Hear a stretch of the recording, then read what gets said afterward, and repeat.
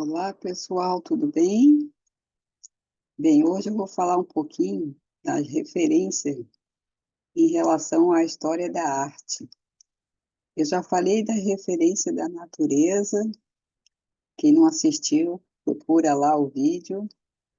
E agora eu vou falar um pouquinho da referência da história da arte, né? As cores, elas, antigamente, né, a referência que se tinha das cores eram as cores da natureza, do céu, das matas, da terra. Então, não se tinha esse repertório de cores que a gente tem hoje. Essa relação era muito diferente, né? Então, algumas cores eram consideradas muito nobres, como o azul, por exemplo, né? O azul era a imensidão do céu, das águas. Então, era uma cor, assim, divina. Por muito tempo, né? Essa cor foi considerada, assim, divina, né?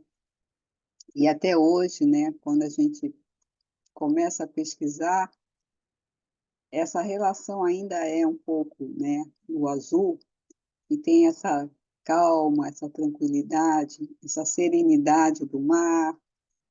Então, ela ainda é essa cor, assim, nobre nesse sentido, né? Então, eu separei aqui um pouquinho de algumas imagens, né, um pouco de referência, pequena referência, né. Não dá para falar de história da arte em um capítulozinho desse. Só eu mesma tenho um monte de livros aqui só de história da arte. Eu adoro. Mas eu vou trazer algumas referências só para uma reflexão, né?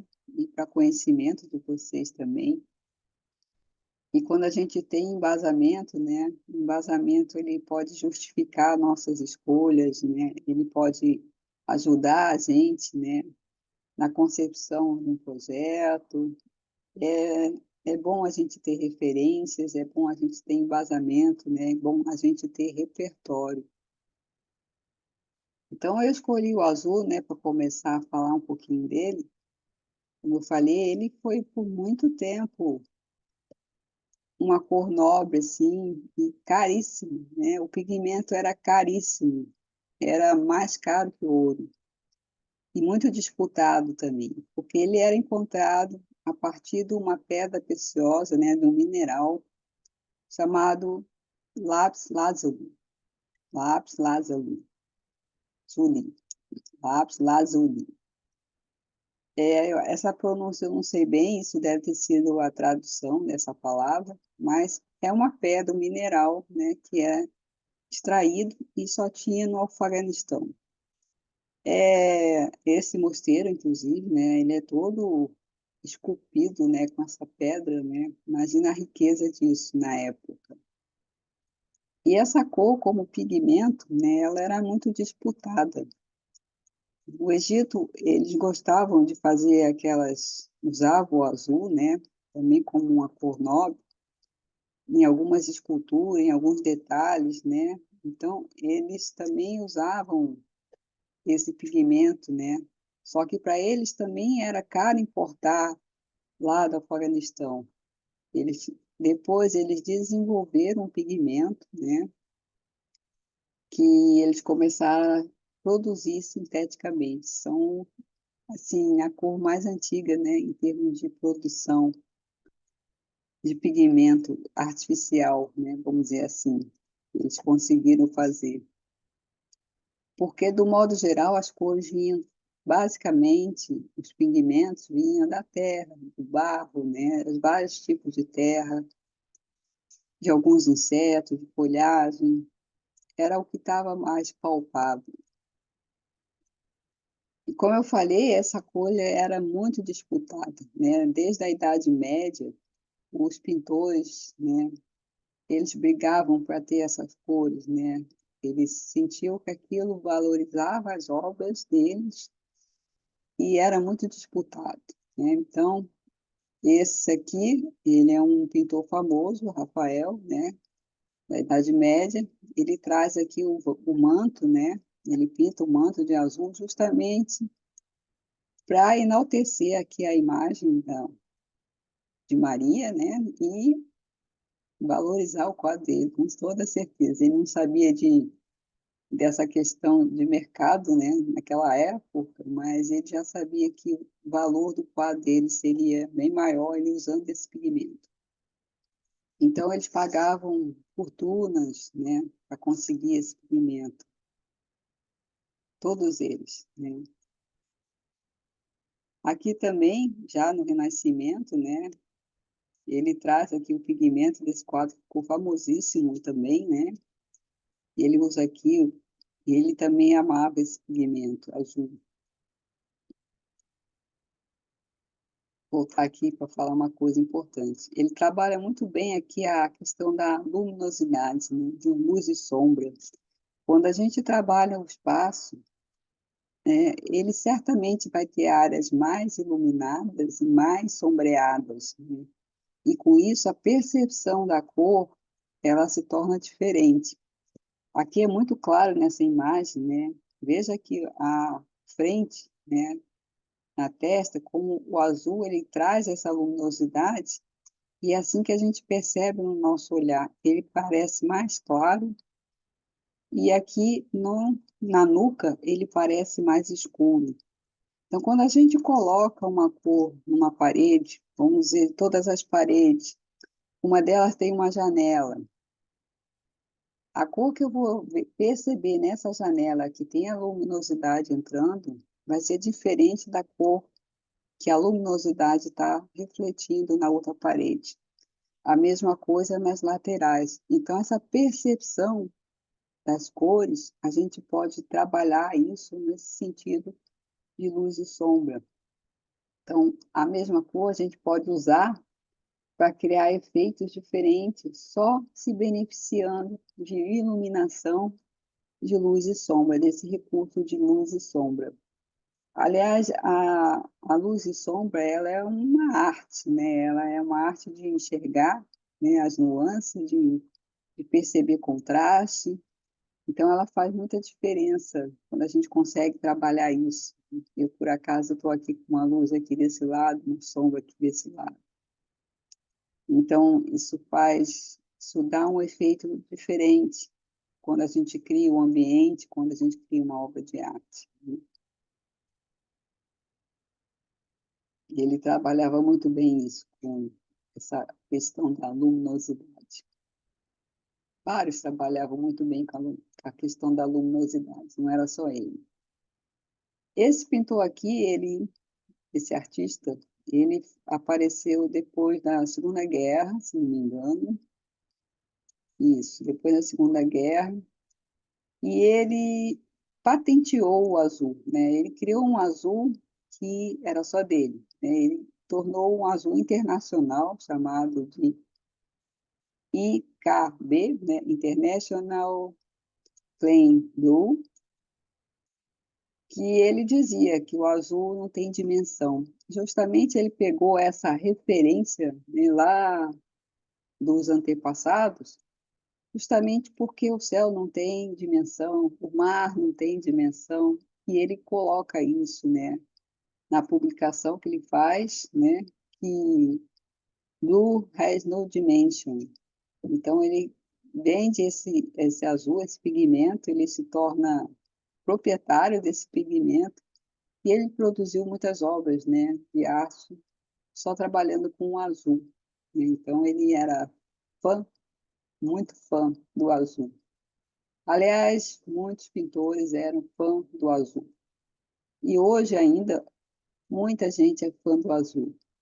Na pesquisa, né, quando eu fiz a pesquisa, a autora do livro da Psicologia das Cores também, o azul é mapeado como a preferência da maioria das pessoas, né? Independente da região, independente de gênero, o azul ainda é a preferência da maioria das pessoas. Então, não é só esse artista, não era só os antepassados que brigavam pelo pigmento, mas muitos artistas e muitas pessoas ainda são fã do azul, né? É uma cor bem preferida. Mas eu vou dar só um contexto geral, como eu falei aqui, eu não vou ficar falando muito, né, porque é muita coisa, é muito amplo, né. Mas aqui esse artista, Joseph Albert, ele já trabalhava um pouco mais essa questão gráfica, né, ele testava esses contrastes, essas percepções da cor, né, as cores com diferentes tonalidades, ele fazia essa brincadeira de ir testando, né, esse quadro de tonalidade, de escala, de cromática. Então ele fez várias obras assim, né, trabalhando as cores, trabalhando essa relação, né, das tonalidades, trabalhando os contrastes, trabalhando o quente e frio, então trabalhando as cores complementares. Então ele fez muitas obras em relação a isso, ele trabalhou várias cores, né. Eu, como curiosidade, eu trouxe esse quadro aqui amarelo, né, que são 4 quadros, um dentro do outro encaixado, e ele trabalha essa questão do degradê, né, ele trabalha a composição nesse sentido, né. Então uma das coisas que a gente pode trabalhar é pensar numa cor, mas pensar ela em diferentes tonalidades, né, em diferentes percepções, né. Eu posso trabalhar, por exemplo, o amarelo, como ele citou ali, já quase chegando no laranja, eu posso trazer ele mais suave, quase trazendo ele um branco, assim, mais bem clarinho, né, o que a gente chama do branco egípcio, que é um branco, mas não é todo branco, né, do algodão egípcio. Então, a gente pode trabalhar um ambiente pensando nessa relação. Onde eu coloco uma cor mais intensa, onde eu coloco uma cor mais suave, onde eu coloco uma cor com mais luminosidade, onde eu coloco uma cor mais fechada, onde eu coloco uma cor mais vibrante. Então, essa percepção de tonalidades, a gente pode trabalhar com uma única cor também, né. E é claro que dentro de um ambiente, a relação também de luz e sombra, ela vai se comportar de uma forma diferente em cima dessas cores, né. Onde vão estar inseridas essas cores? Qual o meu campo de visão que eu estou vendo? Cores mais fortes, cores mais suaves? Onde está a iluminação, né, que vai direcionar esse olhar? E tudo isso, no final, cria, né, uma sensação, cria um conforto visual, né, cria essa essa condição única, né, do ambiente, né, que não vai ter igual em lugar nenhum. Então só esses fatores, né, a gente pode trabalhar em dá para fazer aqui uma infinidade de coisa, de possibilidades, que basta usar a imaginação e a criatividade, explorar esses recursos, que realmente a gente tem muitas possibilidades na hora de construir um ambiente, de fazer uma composição. Um ambiente ou outra coisa qualquer, né, eu estou relacionando aqui a questão dos ambientes, mas ela serve para muitas coisas, né, para você fazer uma combinação de roupa, para você fazer parte de arte gráfica também, então serve para muitas coisas. Aqui, o Vicente Van Gogh, né, ele trabalhou muito, de novo, o azul e o amarelo, né. Ele ficou conhecido pelo outro girassol também, né, que ele é só amarelo, mas ele tem muitas composições, muitos quadros, né, que ele trabalha aqui o azul e o amarelo. Eu quis trazer esses exemplos, né, porque isso quase que ficou uma relação, uma marca dele pessoal, né, ficou. É fácil a gente identificar, às vezes, um artista por algumas características que se repetem, né. Então, ele usava muito, não só o tipo de pincelado, mas também essa questão das cores. Então, até no autorretrato que ele faz, né, em vários deles, a gente vê que tem essa relação do amarelo e do azul, né. Então ele trabalha muito bem essa questão também, né, ele cria esses efeitos de luz, né, de luminosidade, e ele trabalha muito bem as cores, né? Também a gente percebe que era a preferência deles, né? Então, são cores que a gente consegue harmonizar muito bem dentro de um ambiente, né? Essa relação fica perfeita. Já o Claude Monet, né, ele trabalhava com a pincelada mais impressionista, né? Ele teve várias fases, na verdade, né? Como o Van Gogh também, todos eles, né? Alguns têm fases que caracterizam bastante o artista, né? Até eu mesma, às vezes eu pego minhas coisas que eu já fiz, né? Meu sonho era ter feito artes plásticas, quem sabe um dia, né, ainda consigo. Mas eu pego as minhas coisas, eu vejo que teve vários momentos, né, que tinha uma predominância ali do traço, das cores, e os artistas todos, eu acho que eles passam por essa questão, né, é até a questão da experiência de vivência do momento, é a experiência de vida que está passando, é a relação de sentimento, porque isso é muito interno, né, de cada um. O artista, quando coloca uma obra, ele se expõe, ele reflete um pouco do seu interior também, né? É uma forma de falar sem palavras, né? De se expressar sem palavras. E o Claude Monet, ele retratava muito a paisagem da natureza, principalmente das regiões onde ele estava próximo, né? Ele repetiu a cena várias vezes em estações do ano diferentes, né? Então, umas cenas aparecem com mais tom de amarelo, outra com mais tom de verde, né?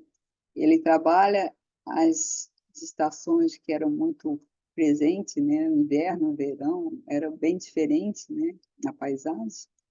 E ele faz isso nos quadros. Só que ele trabalha a cor, assim, de um modo geral, mais suave, né? Com mais luminosidade e menos intensidade da cor.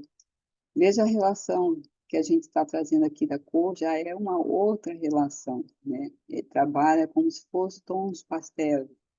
E esses tons, né? Ele vai criando esse efeito sem perder a luminosidade, que também trabalha muito bem essa questão da luz e sombra, né? Sem perder a profundidade dos quadros. E ele praticamente faz essa leitura, né? Trabalhando essa suavidade das cores, né? Então, mais outra percepção que a gente pode, outra referência, né, que a gente pode usar dentro do ambiente. É claro que para a gente escolher o que vai usar dentro do ambiente, a gente tem que fazer todo um trabalho de pesquisa, entender a pessoa, entender o local, entender a necessidade e tentar traduzir isso, né? Isso é a parte mais difícil, porque a gente tem que extrair o máximo de informação que a gente conseguir e tentar buscar essa referência para que agrade a pessoa, né? Para que fique do jeito que a pessoa quer, se sinta bem, se sinta realmente pertencente àquele espaço, àquele ambiente. Não basta só eu ter uma ideia, precisa conectar com a pessoa. Ideias tem milhares, né? Mas essa relação, essa conexão, ela é realmente sutil, ela é difícil, ela é um desafio, né? Então, por isso, mais um motivo para a gente ter referência, a gente estudar, ter repertório, que isso vai agregando, né, no nosso conhecimento e depois a gente vai expondo com mais facilidade. Então, aqui o Claude Monet usava essa técnica, né? Já em contraste, né, a gente tem o Henri Matisse, que ele trabalha com cores mais fortes, mais intensas, mais vibrantes, né? Então tem toda uma relação aqui totalmente diferente, né? Totalmente oposta, que traz sensações totalmente diferentes dos outros, né? A percepção que eu vou ter dos quadros dele são totalmente diferentes. Então, são características de personalidade, são características que pode usar em ambientes diferentes, com pessoas diferentes, com perfis de pessoas diferentes, né? Então, são cores vivas, são cores mais sólidas, né? são cores intensas, né? Isso vai também depender muito do perfil da pessoa. Aqui também o Pierre Mondrian, ele trabalha essas cores sólidas, mas no começo, né, teve um período da carreira dele que ele praticamente só trabalhava com essas cores, que era o amarelo, o vermelho, o azul, o preto e o branco, né? Na verdade, o preto era essas linhas e o branco, às vezes, um espaço vazio. Mas, basicamente, ele ficou conhecido também só por causa dessa composição de cores puras, né? E a gente também pode se trabalhar com esse padrão de cores, né? Eu particularmente gosto muito também. Aliás, eu gosto de todos, né? É difícil dizer que eu não gosto. Eu sou suspeita para falar. Mas então a gente também, dependendo do perfil, do contexto, dá para a gente trabalhar essa linha de cores sólidas, criar uma paleta exclusiva, né? Não exatamente essas cores, mas eleger duas ou três cores que a gente possa trabalhar com cores sólidas, né? Em coisas mais evidentes, coisas menos evidentes, e aí a gente vai organizando o espaço. E aqui eu trouxe uma referência nacional, né? Para não dizer que eu só peguei coisas lá de fora, no passado, estrangeiro, né? Eu trouxe o de Cavalcante, quem não conhece. Ele retratou muito a paisagem urbana, retratou muito o cotidiano, retratou muito as mulatas, as rodas de samba, as mulheres, né? Então, a linha de pensamento dele trazia esse repertório, né, do cotidiano. E como ele é da Bahia, né, então ele traz essa questão cultural das cores também, né, do repertório colorido do lugar, das roupas coloridas, da luminosidade do sol, né? Então, a gente tem que pensar nessa questão também regional, porque o sol, né, por incrível que pareça, ele vai estar presente em todo lugar, mas quando ele está ali na linha do Equador, a incidência dele é diferente de quando ele está no sul. Então, as cores vão estar mais vibrantes, vão estar mais luminosas, vão estar mais acesas, né? Esse repertório de cor, de percepção, vai ser diferente. Então, a gente precisa tomar cuidado com essa questão regional também. É diferente de cores que a gente traz em outros lugares, né? Que quase não tem sol, eles não estão acostumados com essa questão de cores, ou já estão muito acostumados. Então, isso vai influenciar também nas escolhas, né? Quando a gente for mapear um espaço, uma pessoa, um local para fazer, a gente precisa prestar atenção nisso, né? Que essas cores também vai impactar conforme a referência de onde ela está, a referência cultural de onde ela veio, de repente. Às vezes não é só de onde ela está, mas de onde ela veio, né? Quais a origem dela, né? Se a família dela ela gosta, né, dessa cultura de onde ela veio, às vezes onde ela veio não tem cores, mas onde ela veio pode ter muitas cores. E isso ela pode trazer para dentro e ela vai se sentir confortável, né? Então, são itens para a gente pensar, refletir, né, e ir ajustando conforme for necessário, né, dentro de cada um, dentro de cada percepção.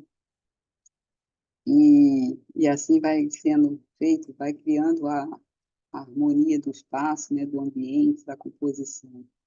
Tá bom? Era isso que eu tinha para falar para vocês hoje. Valeu, muito obrigada.